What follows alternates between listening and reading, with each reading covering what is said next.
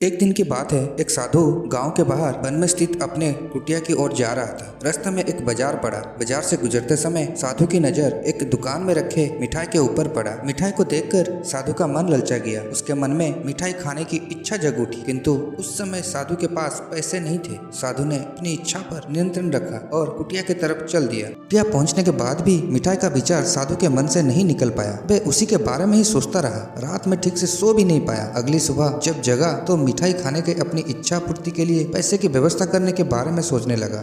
फिर साधु ने सोचा, सूखी लकड़ियां बेचकर मिठाई खरीदने लायक पैसों की व्यवस्था अवश्य हो जाएगी। ये सोचकर वह जंगल में गया और सूखी लकड़ियां चुनने लगा। काफी लकड़ियां एकत्रित करने के बाद साधु ने उसका गोठली बनाया और उसे अपने कंधे पर लादकर बाजार की ओर चल पड़ा। लकड़ियों का गोठली भारी था, जिसे उठाकर बाजार तक की दूरी तय करना आसान नहीं था, किंतु साधु चलता गया।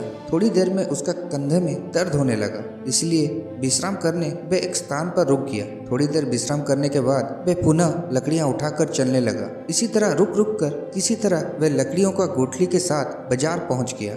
बाजार में उसने सारी लकड़ियां बेच दी। अब साधु के पास इतने पैसे इकट्ठे हो गए जिससे वह मिठाई खरीद सके। वो बहुत प्रसन्न हुआ और मिठाई की दुकान में पहुंच के सारे पैसों से साधु ने मिठाई खरीद ली और वापस अपनी कुटिया की ओर चल पड़ा। कुटिया की ओर जाते जाते साधु के मन में एक विचार आया कि आज मुझे मिठाई खाने की इच्छा हुई, हो सकता है कल किसी और वस्तु की इच्छा होगा। वस्त्र, कभी अच्छी घर, कभी स्त्री और बच्चों की, कभी धन की। मैं तो एक साधु हूँ, इस तरह से तो मैं इच्छाओं का दास बन जाऊंगा। साधु ने मिठाई खाने का विचार त्याग दिया।